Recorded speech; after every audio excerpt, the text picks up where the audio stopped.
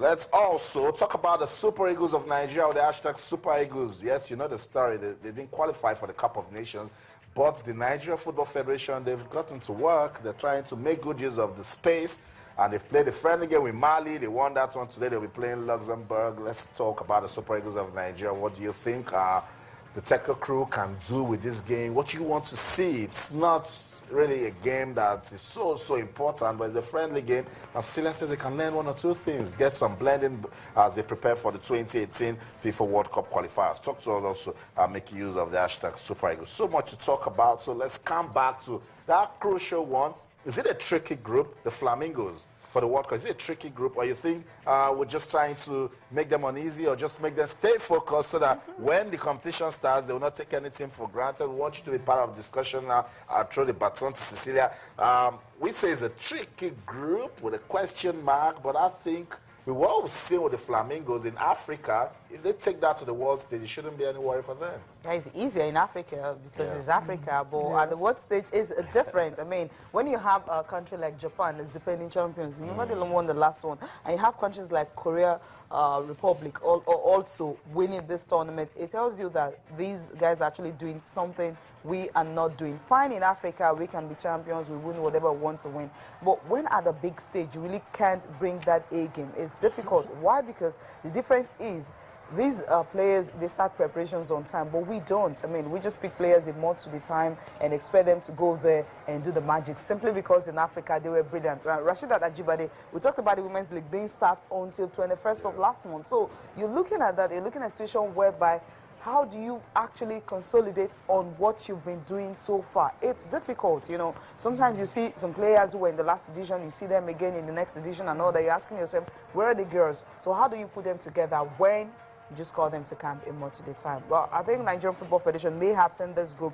It's very tricky. England, of course, will no longer be pushover. Brazilian team, we know what they're doing and everything and all that. Of course, Korea DPR, they've won it before, so that's another a big one. So if Nigeria, I think we're looking at it yesterday and saying that the team that Nigeria can easily take out, looking at it easily, will even beat the England, the English team.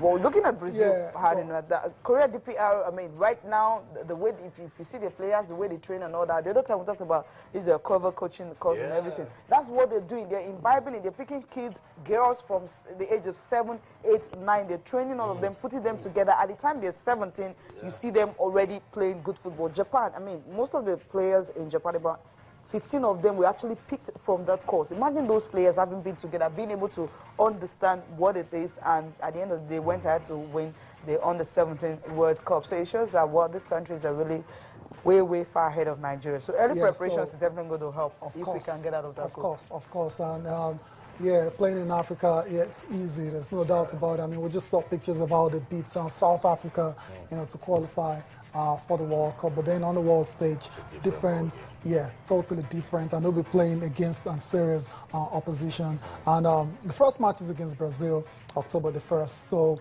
the NFF can start planning now in terms. Give us a good gift. It's Independence Day. They can start planning now in terms of preparations. I mean, they know what's at stake.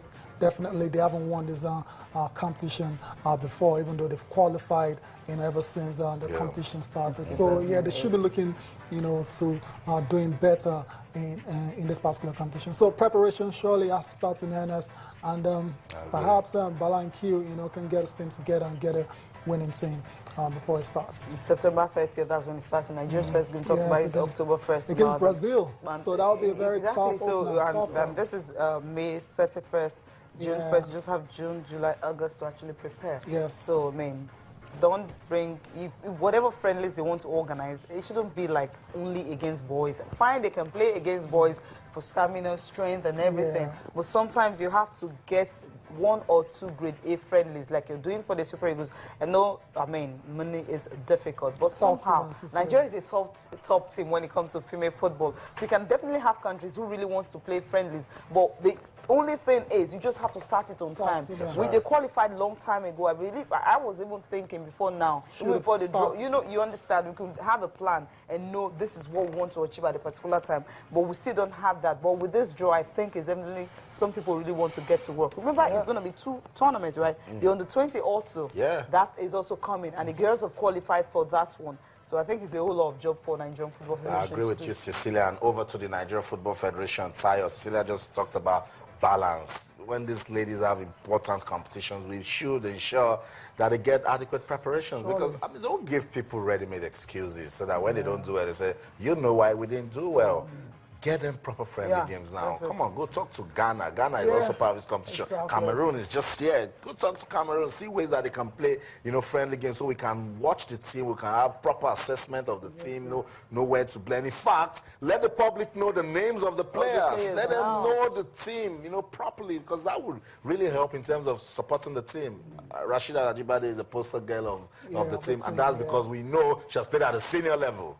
So a lot of Puna know and all of that. So I think I agree with that. The Nigerian Football Federation, they need to give serious attention to this competition. It's the FIFA Under-17 Women's World Cup. It's a big deal. It's big. It's a big deal. That's actually, at that stage, that's where we can start even thinking of the next Super Falcons team. It is, yeah. And if you check, most of the Super Falcons girls actually started from here. Most of them under 20 level and all that. That's how, if you check the crop of players we have now, they pass through this process. So with that, you give them early preparations. Why not? I think they can. At least you can actually see it when they play. That question, that kind of balance you always see in the girls when they play. You always get to see that when they prepare well. I agree. And they can do that. Okay. Let's get back to the matter. We started this talk yesterday. The friendly game between Channel's TV football team and Eco Football. I don't know, for some reason my guys didn't really like the conversation, so they said they're going to pick the parts where the things didn't really go well for the team. But sit back, relax. It's a novelty game, but I'm sure you're going to have fun watching this. It's Channel's football team against Eco Football. We told you that we're still chasing the case because it ended 3-3. We'll be right back. Don't go anywhere.